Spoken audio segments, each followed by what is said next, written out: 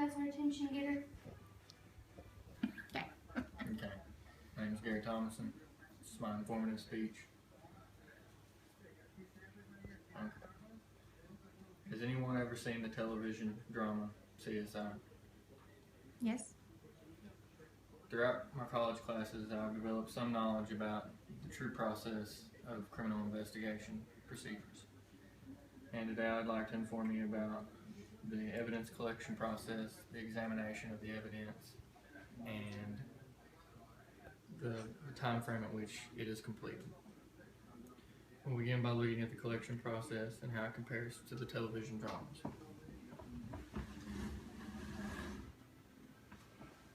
The first step of crime scene process is when you arrive on the scene, you're supposed to attend to anybody that has any harm or anything done to them before anything else. That's the main priority. And then you have to assess the scene and look for any evidence that could be destroyed due to weather or anything like that and protect it or collect it. And then after that, you're supposed to begin by taking pictures and sketching the crime scene and measuring it. And then you're to go around and take each piece of evidence and take pictures and collect it and place it into its appropriate bag or receptacle, whatever. Certain things require plastic bags, certain things require paper bags due to humidity and the decomposition of clothing because it's bloody and things such of that nature. But due to television shows like CSI and Criminal Minds, they don't show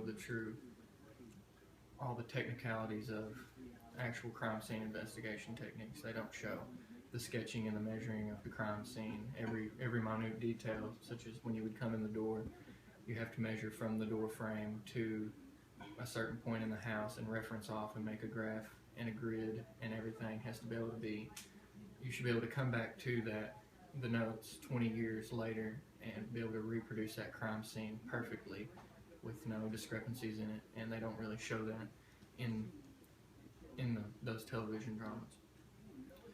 And also in the evidence collection, they don't really show the proper techniques for collecting evidence or bagging it.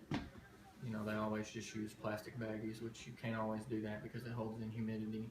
And if you have a bloody shirt or whatever and put it in a plastic baggie, it will decompose and start to rot basically. And you're supposed to dry them out and put them in a plastic bag so they stay fresh and the evidence is not destroyed due to decomposition.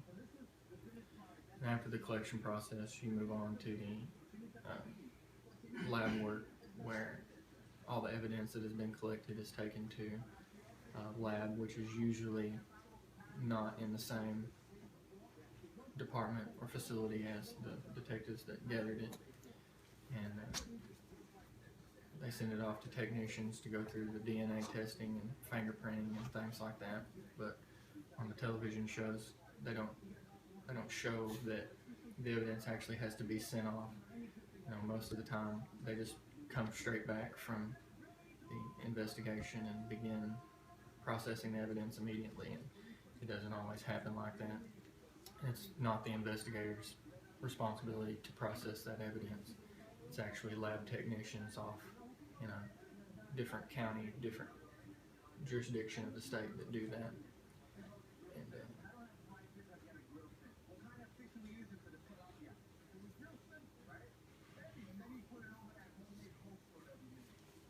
the time in which it takes to test the evidence is not really taken into account when doing TV shows, because one, they most likely don't have the allotted amount of time to do it, because one season would be one crime scene, because fingerprints and DNA and all these other things take months and sometimes years to process due to either backlog, and you know, the severity of the crime is very important. You know, if you have a murder case, it's not going to be pushed to the back due to somebody's car being broken into. It's the same lab that does it, but just because, you know, your car was broken into, they're going to take fingerprints doesn't mean that sometimes they'll send them back because they don't have the time or it's not an important enough case to work that evidence. And then in the TV shows, they don't really show that. Usually they run DNA and it's done and the results are back within 5 or 10 minutes of the show, and they have it and they can send it down to prosecution.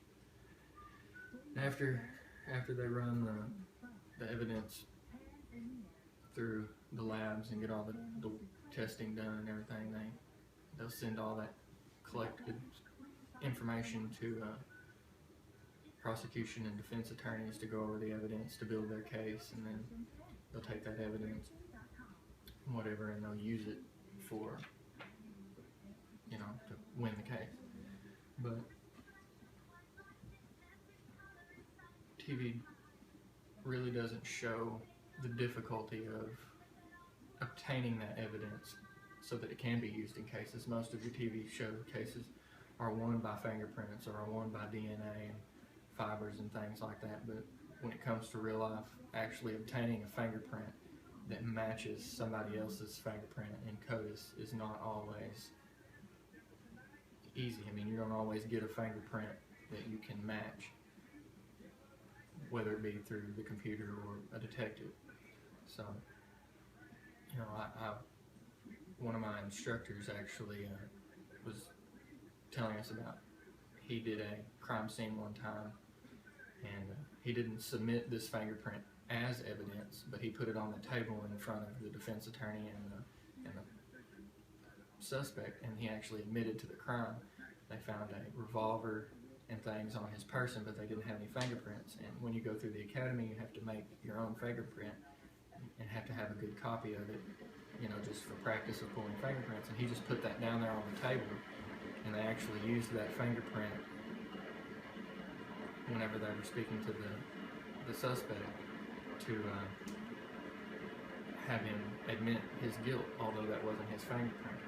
But having that fingerprint is so ingrained into society's mind because of TV and everything else that he admitted that he committed the crime, and juries refrain from convicting people because they don't have DNA evidence or they don't have fingerprints. A lot of cases are lost because you can't always get DNA evidence because it's been washed away, or like I said, the decomposition rate, things like that. But television doesn't really portray the whole time frame of collecting evidence and using it and how easy it is to obtain it. But in conclusion, according to one of forensic science pioneers, Edmund Lockhart, and his exchange principle, no matter where we go or what we do or touch, we always leave something behind, and we always take something with us. Lockhart says, wherever he steps, whatever he touches, whatever he leaves, even unconsciously, will serve as a silent witness against him, not only his fingerprints or footprints, but his hair, his fibers from his clothes, the glass he breaks, the tool marks he leaves, the blood and semen he leaves, paint that he scratches, all of those and more bear mute witness against him. And the process of collecting evidence is the fundamentals behind convicting people. And due to television shows such as CSI and the CSI Effect, which is what they call it, causes people to get away with certain crimes because they don't have the things that television portrays as easily and readily available. Okay, I'm done. I'm showing the audience.